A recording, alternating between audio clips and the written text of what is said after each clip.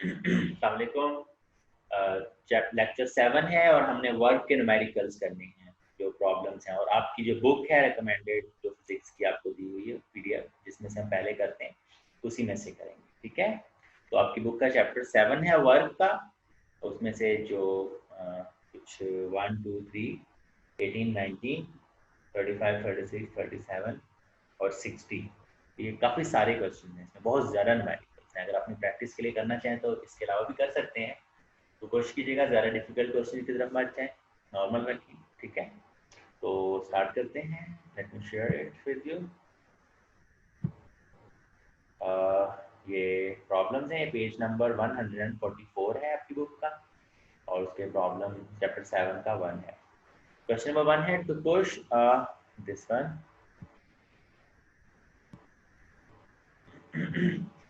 to push a 52 kilogram crate across a floor, a worker applies a force of 190 Newton, directed 22 degrees below the horizontal. As the crate moves 3.3 meter, how much work is done on the crate by A, the worker, B, the force of gravity, and C, the normal force of the floor on the crate? जी, देख लेते हैं question को। ठीक है, 7-1 है। मास दिया हुआ है आपको क्रेट का 52 किलोग्राम और फोर्स लग रही है 190 न्यूटन और एंगल है 22 डिग्री का। तो और क्रेट मूव हो रहा है 3.3 मीटर। तो how much work is done, work is equal to f s cos theta होता है। ठीक है, work is equal to f s cos theta. ठीक है, मास की इसमें कोई खास जरूरत नहीं है आपको, चाहिए। तो फोर्स आपको मिली हुई है 190 न्यूटन और डिस्प्लेसमेंट आपका ट्रेवल हो रहा है 3.3 मीटर और एंगल दिया हुआ है 22 डिग्री। ये आपका वर्क मिल जाएगा आपको इसको सॉल्व कर। सही है। अच्छा, पार्ट बी में क्या कह रहा है? पार्ट बी में कह रहे हैं कि द फोर्स ऑफ ग्रेविटी का जो वर्क है, एक तो work done by this force हमने निकाल लिया। अब देखिए, ये जो ऑब्जेक्ट है ना, ये यूं है, इसके ऊपर आपकी जो फोर्स लग रही है 22 डिग्री पर, वो यूं है ना, तो आप 22 डिग्री पर इसको खींच लेंगे, ये 22 डिग्री कुछ। अच्छा, जो ग्रेविटी की फोर्स है वो यूं है और जो उसका नॉर्मल रिएक्शन है वो यूं है। ये फोर्स ऑफ ग्रेविटी है और ये रिएक्शन, नॉर्मल रिएक्शन जिसको आप लोग कहते हैं। जब कोई चीज जमीन के ऊपर स्टेबल पड़ी हुई है, तो उसकी जो ग्रेविटी है, जो डाउनवर्ड उसकी फोर्स है, वो अपवर्ड किसी फोर्स से बैलेंस हो रही है, तो वो वहां पे पड़ी हुई है ना। वरना आपने देखा होगा, अगर आप किसी टेबल के ऊपर ज्यादा वजन रखते हैं तो टेबल टूट जाता है। क्यों? उसने क्यों नहीं उसको सपोर्ट किया? इसलिए कि टेबल जो रिएक्शन दे सकता है, उससे ज्यादा आपने उसके ऊपर वेट रख दिया था। तो जब तक उसके ऊपर टेबल बर्दाश्त कर रहा है, इसका मतलब है टेबल उतना रिएक्शन प्रोवाइड कर पा रहा है। ओके, तो जो फोर्स ऑफ ग्रेविटेशन है और जो आर है, दोनों एक दूसरे को बैलेंस कर रहे हैं। तो इसलिए work done by gravitational force he zero है और work done by normal reaction भी जीरो है। वैसे भी इसकी एक रीजन है कि अगर आप इसको निकालना चाहते हैं, एफ एस कॉस 90 करना पड़ेगा, क्योंकि जाहिर है डिस्प्लेसमेंट इधर को ट्रेवल हो रहा है और नॉर्मल रिएक्शन परपेंडिकुलरली अपवर्ड है और ग्रेविटेशनल फोर्स परपेंडिकुलरली डाउनवर्ड है। तो जाहिर है एस और एफ में और एस और आर में दोनों में ही 90 डिग्री है, तो कॉस 90 जीरो होता है, इसलिए जीरो हो जाएगा। और नॉर्मल रिएक्शन का वर्क जो निकालना है, एफ एस कॉस 90, वो भी कॉस 90 जीरो होने की वजह से वर्क जीरो हो जाएगा। तो इसका मतलब है दूसरे और तीसरे केस का जो वर्क होगा वो जीरो आएगा और पहले केस का वर्क क्या आएगा, जो आप मल्टीप्लाई करके कैलकुलेट।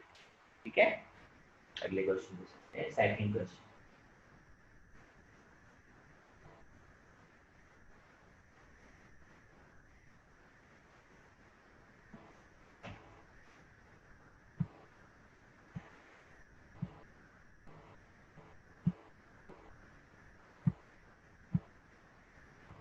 सेकंड क्वेश्चन है, a 106 kilogram object is initially moving in a straight line with a speed of 51.3 meters per second.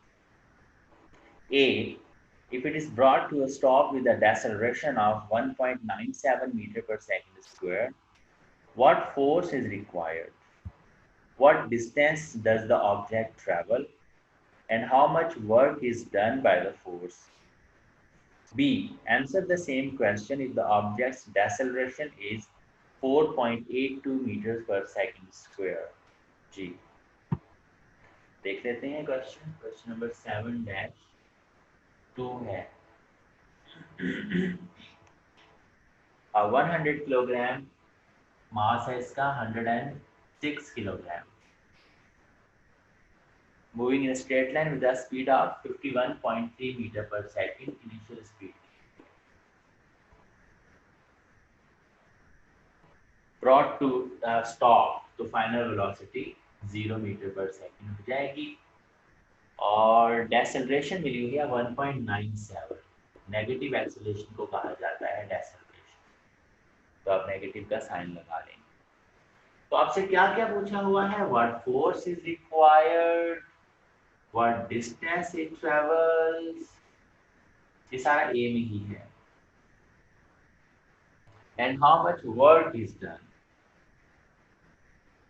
By the force, और बी में डेसिलेशन चेंज करके सेम क्वेश्चन किया हुआ है। ठीक है, जाहिर है वो आप करेंगे। F is equal to M A मिला हुआ है आपको, तो starting from for first thing force निकालनी है, F is equal to M A.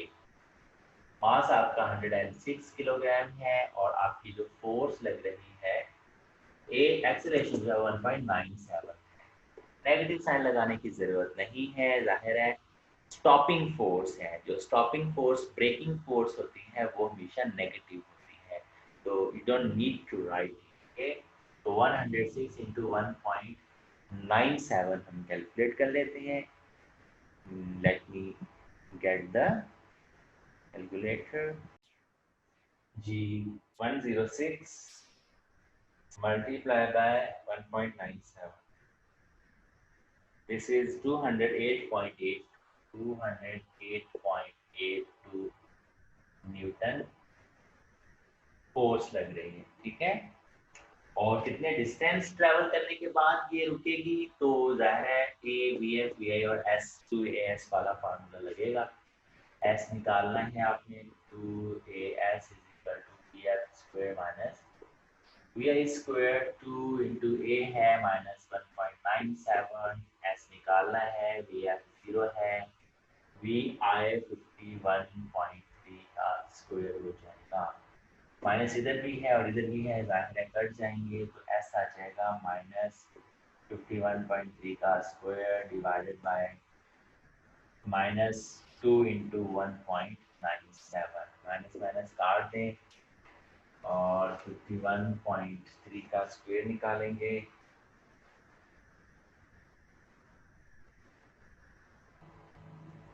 तो डिवाइड करेंगे 2 से, फिर डिवाइड करेंगे 1.97 से, 667.9 यानी 668 मीटर का डिस्टेंस ट्रैवल करने के बाद गाड़ी जो है रुक जाएगी। ठीक है, लेकिन वो तीसरी चीज पूछ रहा है कि वर्क कितना हुआ होगा, तो W is equal to f s. ठीक है, क्योंकि स्ट्रेट जा रही, इंजन भी स्ट्रेट उसके ऊपर फोर्स लगा रहा होता है और गाड़ी भी स्ट्रेट जा रही होती है, इससे इंजन की फोर्स और जो डिस्प्लेसमेंट है उनके बीच में जो एंगल होता है वो 0 होता है, तो ऐसे केस में आप सिंपली एफ एस कर सकते हैं। ठीक है, तो ये थर्ड जो चीज़ है, W is equal to force into displacement, force है 208.8 और डिस्प्लेसमेंट आया है 668, ये आपका जो वर्क आ जाएगा मल्टीप्लाई बाय 208.8, ये आ जाएगा 139,466 जूल्स, इतना वर्क होगा। सही है, तो चले मैं इसका दूसरा पार्ट भी आपको करवा देता हूँ। ठीक है, जिसमें आपकी एक्सेलरेशन चेंज है, ठीक है। I am rubbing.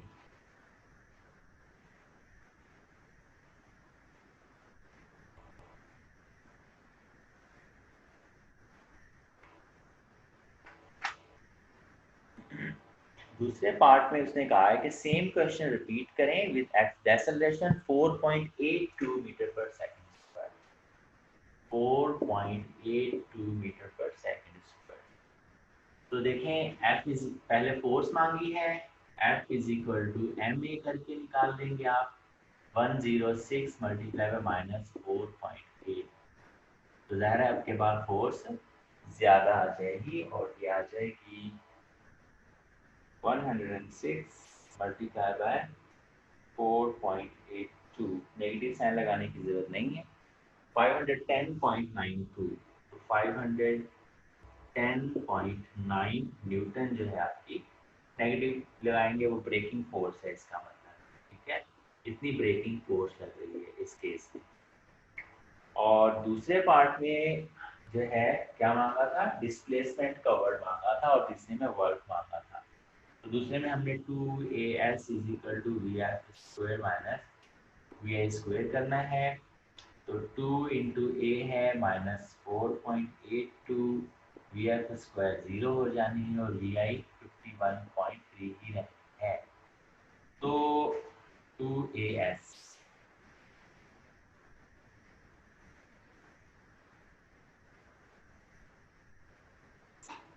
ये रहा, एस हमें लिखना,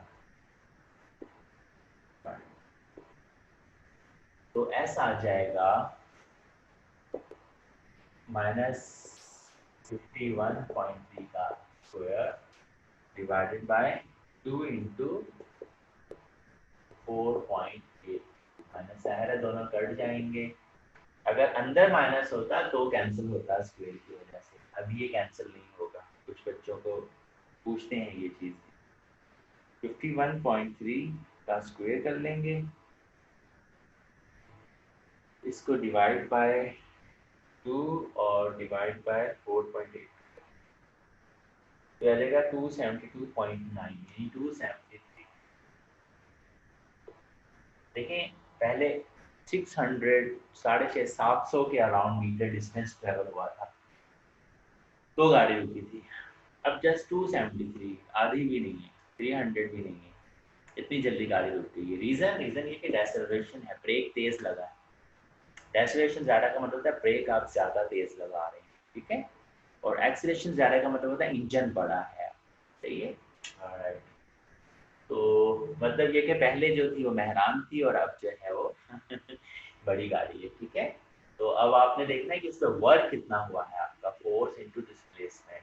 तो फोर्स आपकी दी हुई है 510.9, आप इसको डायरेक्ट 11 भी ले सकते हैं और डिस्प्लेसमेंट ट्रैवल हुआ है 273। तो आपका जो वर्क आएगा, तो वर्क आना नहीं चाहिए, 510.9 मल्टीप्लाई बाय 273 तो आया 139475। 139475.7 है, फिक्स कर देते। इतने जूल्स आपका वर्क किया जाएगा गाड़ी को रोकने के लिए, ठीक है। सेम स्पीड की गाड़ी को रोकने के लिए दो डिफरेंट तरीकों से आपने क्वेश्चन को सॉल्व किया है, राइट। नेक्स्ट क्वेश्चन की तरफ चलते हैं। नेक्स्ट क्वेश्चन हमने जो मेरे पास मैंने नोट्स बनाए हैं उसमें थर्ड क्वेश्चन आपका होमवर्क है, ठीक है। लेकिन क्वेश्चन नंबर 2 का जो दूसरा पार्ट है मैंने आपको खुद करवाया है कि आपको कम काम करना पड़ेगा। थर्ड आप खुद कीजिए, उसके बाद हम चलेंगे डायरेक्ट 18 और 19 क्वेश्चन पर, ठीक है। क्वेश्चन नंबर 18 एंड 19 है, ये आपका sign dash two work done by variable force है और उसके बाद ये work done by variable force है अगेन। तो और फिर है kinetic energy and the work energy theorem के क्वेश्चन। क्वेश्चन नंबर 18 इसी का क्वेश्चन है, ठीक है। क्वेश्चन नंबर 18 है, calculate the kinetic energy of the following objects moving at the given speeds. A 110 kilogram football linebacker running at 8.1 metre पर second. B 4.2 gram bullet at 950 meter per second. C aircraft carrier Nimitz 91,400 tons at 32 knots की speed से चल रहा है। ठीक है, तो इस क्वेश्चन को स्टार्ट करते हैं सॉल्व करना। क्वेश्चन है calculate the kinetic energy of the following objects moving at the given speeds. आपको काइनेटिक एनर्जी निकालने के लिए हाफ mv² करना पड़ता है। ठीक है, ये है 18 क्वेश्चन 7-18। ए में दिया हुआ है आपको मास दिया हुआ है 110 किलोग्राम और इज रनिंग एट 8.1 मीटर पर सेकंड। स्पीड दी हुई है, याद है मीटर पर सेकंड को किलोमीटर पर आवर में करने के लिए क्या करते थे, 3.6 से मल्टीप्लाई करते थे। 8.1 को 3.6 से मल्टीप्लाई करेंगे तो ये कोई 30 किलोमीटर पर आवर के आसपास का आंसर आएगा। ठीक है, तो वो फुटबॉलर है इसलिए इतनी तेज भाग रहा है, आप और मैं इतनी तेज नहीं भाग सकते। ठीक है, बहुत स्पीड है 30 की स्पीड, आप और मैं 15-16 की स्पीड पे भाग लें तो बड़ी बात है। बहरहाल तो 8.1 मीटर पर सेकंड की स्पीड से भाग रहा है और 110 किलोग्राम का है तो इसकी काइनेटिक एनर्जी ठीक ठाक होगी। ओके, काइनेटिक एनर्जी निकालनी है। Kinetic energy is equal to half mv², half m 110 v² 8.1²। तो इसको सॉल्व करेंगे। अच्छा, आपको कभी पता है आप अपनी स्पीड कैसे निकाल सकते हैं? कभी नहीं निकाली? बहुत आसान है, मोबाइल में ऐप्स करें, जेब में डालें और रनिंग करना शुरू कर दें ऑन करके। आपको 15-20 मिनट की रनिंग के बाद बता देगा कि आपकी किस जगह पे स्पीड कितनी थी। तो कोई प्रॉब्लम नहीं, हर बार मोबाइल जेब में डाल के रनिंग पे मच जाएगा, छिन जाएगा। ठीक है, ये मैं सॉल्व कर लूँ।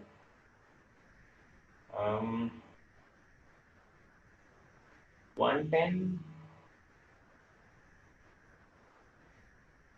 डिवाइड बाय 2 और मल्टीप्लाई बाय 8.1 का स्क्वायर, ये हो जाएगा 3608.5, यानी 3609 जूल्स जो है उसकी काइनेटिक एनर्जी यूज हो रही है। अच्छा, एक कैलोरीज वगैरह में भी कन्वर्जन होता है। एक कैलोरी में शायद 4 जूल्स होते हैं ना, तो उस लिहाज से कन्वर्ट करेंगे तो आपको पता चलेगा आप कितनी कैलोरीज बर्न कर रहे हैं। तो 4 जूल तो यानी कि आप 1000 के अराउंड कैलोरीज बर्न कर रहे हैं। ठीक है ना, इतनी रनिंग में, इतनी स्पीड पे रनिंग करने में हर सेकंड। तो मेरा इसका दूसरा पार्ट है, आपका बी जो पार्ट है वो है a 4.2 gram bullet at 950 metre पर सेकंड। अब देखें उसका मास बहुत थोड़ा है और स्पीड कितनी बढ़ा दी, तो एनर्जी लगभग सेम आ जाएगी। तो बहरहाल देखते हैं, मास है आपका 4.2 ग्राम, तो इसको 3 डेसिमल प्लेसेस पीछे ले जाएं किलोग्राम में कन्वर्ट करने के लिए। ग्राम को किलोग्राम में लाने के लिए क्या करते हैं, डिवाइडेड बाय 1000 करेंगे।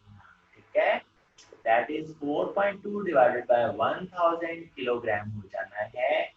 तो 1 2 3 दैट इज 0.0042 किलोग्राम हो जाएगा। और स्पीड कितनी है बुलेट की, 950 मीटर पर सेकंड, 950 मीटर पर सेकंड। जाहिर है बहुत ज्यादा ज्यादा होती है, गोली की स्पीड इसलिए कहते हैं आप। ठीक है ना, alright, that's kinetic energy is equal to half mv², half m 0.0042 v² is 950 square. Sorry for my board, it's small. I already told you my courses are not like this. They are small courses, so I don't use large codes. Then it's fine. 0.0042 divided by 2 multiplied by 950 square.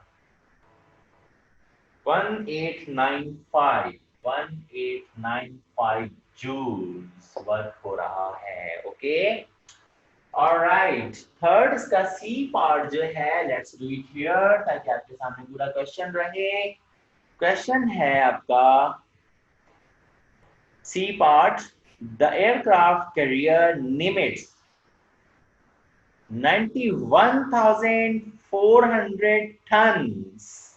ये ship का weight है यार। Ship या aircraft carrier, ship ही होता है जो aircraft को carry करके इधर से उधर जाता है। निमिट्स 91,400 टन उसका मास है। 91,400 टन प्लीज। एक टन में वैसे 1000 किलोग्राम भी होती है और यूएस टन थोड़ा सा छोटा होता है 950 समथिंग। बहरहाल हम 1000 किलो ही लेंगे इसको। और उसकी स्पीड है 32 नॉट्स। ये स्पीड भी थोड़ी सी डिफरेंट दे दी है। इसको पहले 91,400 को मल्टीप्लाई बाय 1000 कर लेंगे तो ये हो जाएगा 91400। 1 2 3 3 0 और ये किलोग्राम में आ गया। इतने किलो का शिप है। ओके। और वो कितनी स्पीड से जा रहा है जनाब? वो जा रहा है 32 नॉट्स की स्पीड से।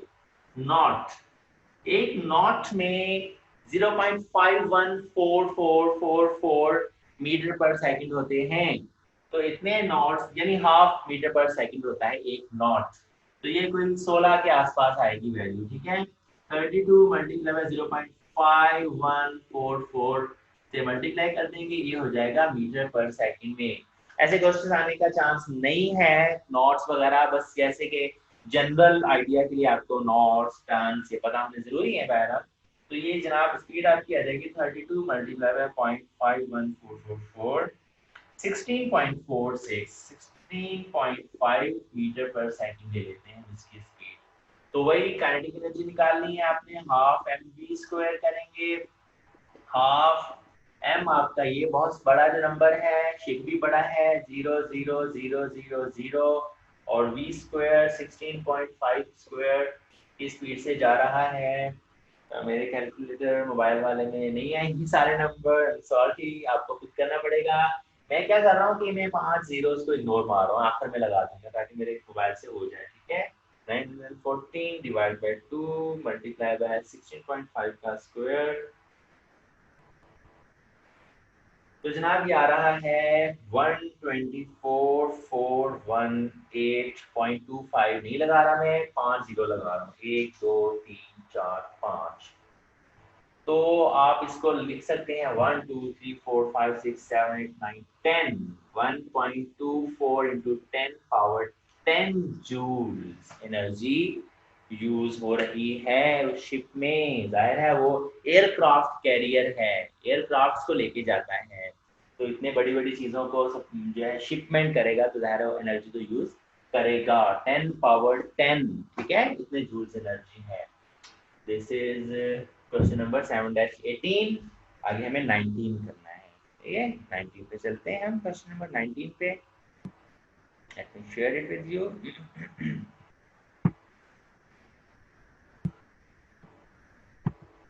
19 है a conduction electron in copper near the absolute zero of temperature has a kinetic energy of 4.2 electron volt. What is the speed of the electron? G. Electron volt का यूनिट मैंने last lecture में आपको बताया था ना कि वो 1.6 10 power -19 joules के इक्वल होता है। तो वो आपको याद रखना पड़ेगा। आपको बहुत सारी चीजें याद रखनी पड़ती हैं, कॉन्स्टेंट्स जो होती हैं। तो दिस इज 7-19 क्वेश्चन। क्वेश्चन है कंडक्शन इलेक्ट्रॉन एब्सोल्यूट जीरो पर है। ये एब्सोल्यूट जीरो का मतलब पता होगा। एब्सोल्यूट जीरो होता है वैसे तो -273 डिग्री सेंटीग्रेड होता है, बट थर्मोडायनेमिक्स का लॉ है कि ये अचीवेबल नहीं है, अटेनेबल नहीं है एब्सोल्यूट जीरो। लेकिन बहरहाल एब्सोल्यूट जीरो पर आके हर चीज मूव करना, हरकत करना, लाइफ जो चीज़ों की है वो ख़त्म हो जाती है। ठीक है। तो इट्स नॉट पॉसिबल प्रैक्टिकली। तो zero, absolute zero 0 degree centigrade नहीं, वो 273 केल्विन है। 0 केल्विन, इसको -273 डिग्री सेंटीग्रेड कहते हैं। माइनस माइनस माइनस बहुत ज़्यादा माइनस। ठीक है। प्लूटो वगैरह के बारे में कहा जाता है वो -250 के अराउंड है क्योंकि सूरज से बहुत दूर है। तो बहरहाल तो ये एब्सोल्यूट जीरो पर है। मास आपको पता होना चाहिए 9.1 × 10⁻31 किलोग्राम होता है इलेक्ट्रॉन का। ठीक है। ये चीज़ें याद रखने वाली हैं। तो हमें सिर्फ काइनेटिक एनर्जी दी है 4.2 इलेक्ट्रॉन वोल्ट इलेक्ट्रॉन की, और हमें उसकी स्पीड चाहिए। हमें उसकी एनर्जी दी हुई है kinetic energy that is 4.2 electron volt, और कह रहा है स्पीड बताएं।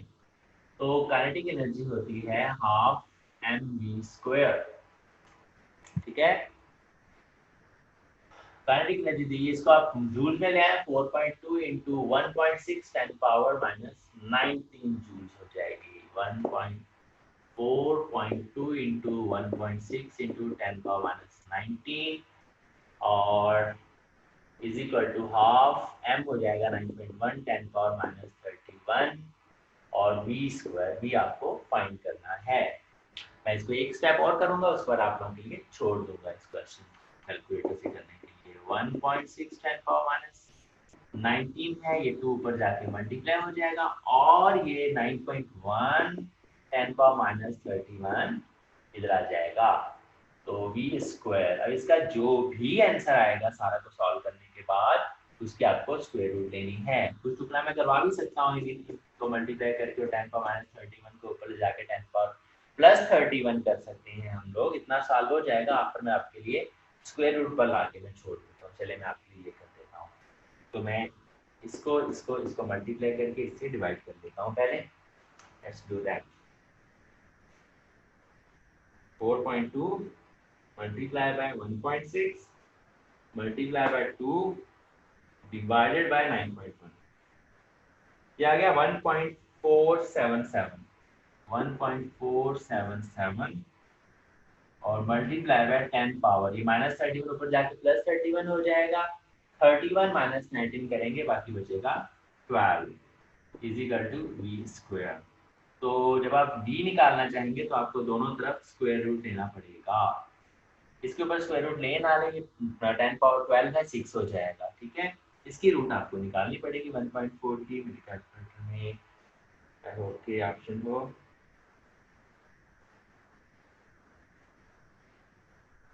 नहीं तो इसकी स्क्वायर रूट ले लीजिएगा, आपको v स्पीड ऑफ इलेक्ट्रॉन। ठीक है, 10 पावर 6 में होती है मोस्टली स्पीड ऑफ इलेक्ट्रॉन। ठीक है, 1 पॉइंट समथिंग ये आएगा, तो 1 point something in 10 power 6 metre पर सेकंड आएगी। 1 पॉइंट समथिंग 10 पावर 6 मीटर पर सेकंड स्पीड ऑफ इलेक्ट्रॉन होगी। Usually speed of electron 10 power 6 ही होती है। ठीक है, उसके बाद हमारे पास क्वेश्चन नंबर 35, 36, 37 और 60।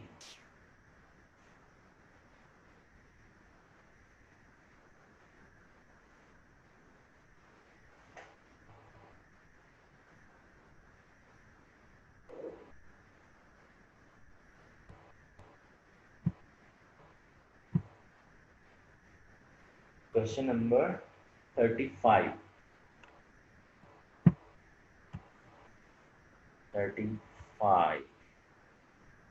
here it is, power related question.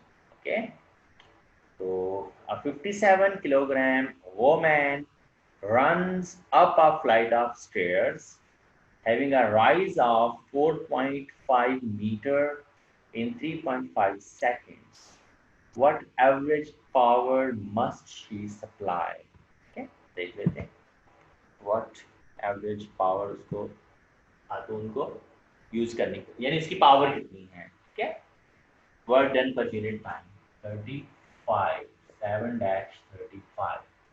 तो आपको मास मिला हुआ है वोमेन का, that is 57 kilogram, sometimes an ideal weight for a women. Rise है आपका, यानी हाइट है 4.5 मीटर, और टाइम जो आपको लग रहा है वो है 3.5 सेकेंड। और आपको बताना है कि पावर कितनी कंज्यूम हो रही है। ठीक है, पावर होती है work done per unit time. ठीक है, work done per unit time, और ऊपर को चढ़ते हुए जो वर्क डन होता है उसको हम पोटेंशियल एनर्जी की सूरत में भी लेते हैं। ठीक है ना, आप चाहें तो वर्क वैसे ही फोर्स इंटू डिस्प्लेसमेंट करके ले लें। फोर्स जो होगी वो वेट होगा mg। तो यूजुअली जो अपवर्ड पावर होती है वो mgh डिवाइड बाय टाइम दी जाती है।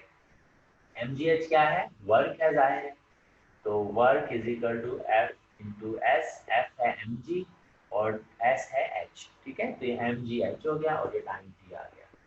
एम आपको मिला हुआ है 57 किलोग्राम, जी की वैल्यू 9.8 होती है, हाइट जो तय हो रही है वो 4.5 मीटर्स है और टाइम आपको 3.5 सेकेंड्स लग रहा है।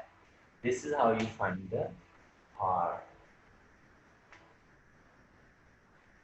57 multiplied by 9.8 multiplied by 4.5 divided by 3.5, 718.2 watt। कितने वाट पावर यूज कर रही हैं ये खातून, वोमेन, ठीक है। अब हमने क्वेश्चन नंबर 36 करना है।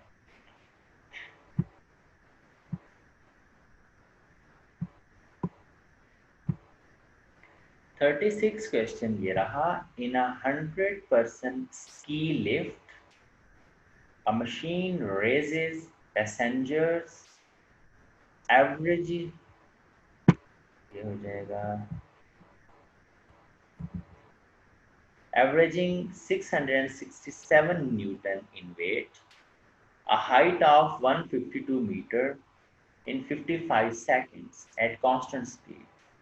Find the powered output of the motor assuming no frictional losses। तो हमें देखना है कि इसमें हमें क्या क्या मिला हुआ है, सारी चीजें हमें देखनी पड़ेंगी, ठीक है। Let's attempt this question. मेरी कैलकुलेटर में जो अंडर रूट था वो मैं यूं कर रहा था, उसको यूं करना।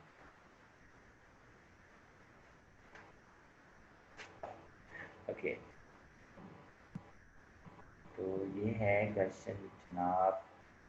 100% स्की लिफ्ट 7-36, मास आ जाएगा 100 मल्टीप्लाई बाय, या मास होगा या क्या दिया है, 100% स्की लिफ्ट है और 667 न्यूटन इन वेट। हर एक का वेट 667 है। वेट हमें टोटल मिल जाएगा 100 लोगों का, हर एक का एवरेज वेट 667 न्यूटन है। तो टोटल वेट 100 लोगों का 66,700 न्यूटन आएगा। और जो मशीन हाइट तक लेके जा रही है आपको वो है 152 मीटर की हाइट है, 152 मीटर, ठीक है। और 55 सेकेंड्स लग रहे हैं, टाइम जो आपको लग रहा है 55 सेकेंड्स लग रही है, ठीक है। और find the power output of the motor, power कितनी है, कितने हॉर्स पावर, कितने वॉट की मोटर है, ठीक है। अगेन सेम क्वेश्चन जो हम पहले करके आए हैं, power is equal to m g h divide by t. जब भी आप इस चीज को हाइट की तरफ लेकर जा रहे हो, एम जी वेट होता है, वेट हमें दिया हुआ है ये रहा 66,700 और हाइट आपकी है 152 और जो आपको टाइम लग रहा है ऊपर जाने में वो है 55 सेकेंड्स। तो आपको पावर आउटपुट मिल जाएगा, let's do this,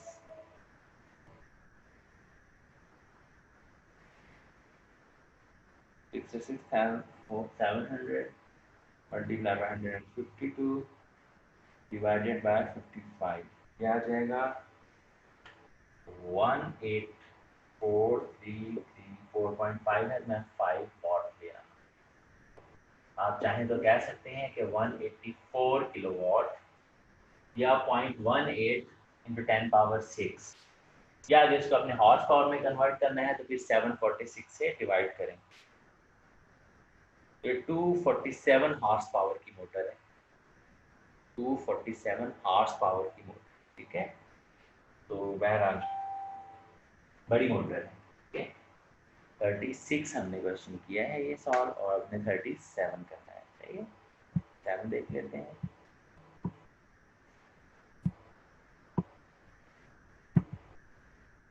$37 question ये रहा। Seaman moves through the water at a speed of 0.22 meters per second.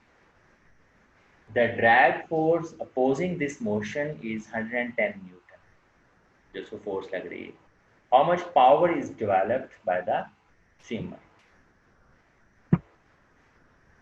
कर लेते हैं।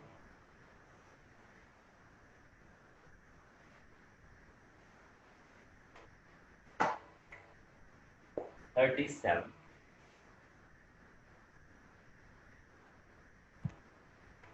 A steamer moves through the water at a speed दी है 0.22 मीटर पर सेकंड।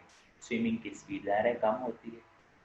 फोर्स आप पे लग रही है 110 न्यूटन अपोजिंग फोर्स। तो आप पावर कितनी डेवलप कर रहे हैं? तो अभी थोड़ी देर पहले हमने एक फार्मूला किया था, power is equal to f v होती है, और एफ आपको 110 मिली हुई है और वी 0.2 मिला हुआ है। अब इसको सॉल्व करेंगे तो हो जाएगा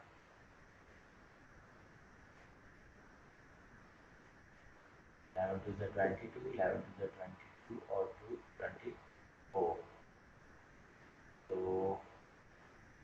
24.2 वॉट आएगा आपका answer.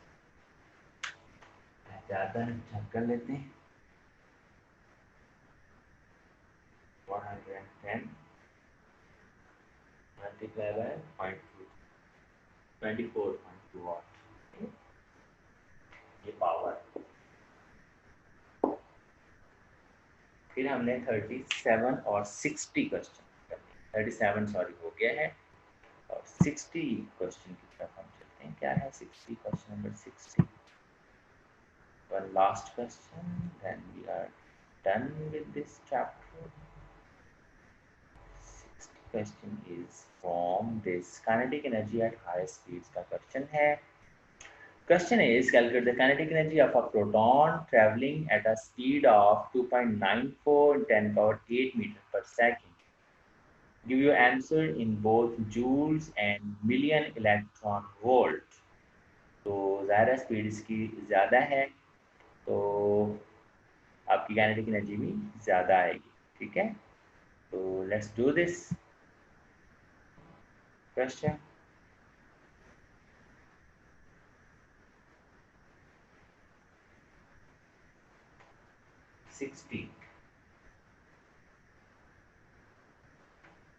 Kinetic energy of a proton, तो आपको स्पीड दी हुई है 2.94 इंटू 10 पावर 8 मीटर्स पर सेकेंड।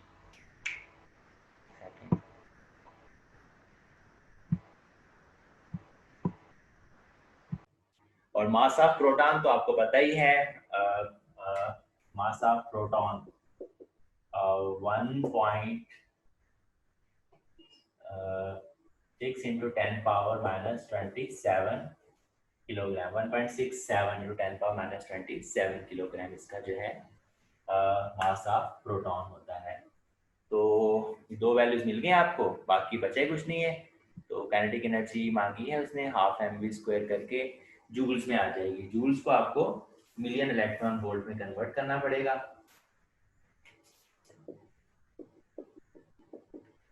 तो अगेन मसला मेरे पास उसका आएगा मोबाइल का कि उसमें कैलकुलेशन का इशू आएगा। Half m v square is your kinetic energy. ठीक है, तो बाकी कैलकुलेशन सॉल्व करके आपको पुट करना है और सॉल्व करके अपना आंसर निकाल लीजिएगा आप। ठीक है, तो ये हमारा वर्क वाली जो चीज़ पार्ट कंप्लीट हुआ है। उसके बाद आगे हमारे टॉपिक जो हैं सर्कुलर और रोटेशनल मोशन वाले हैं, उनको हम लोग फिर सॉल्व करेंगे। ठीक है, तब तक के लिए टेक केयर, अल्लाह हाफिज़।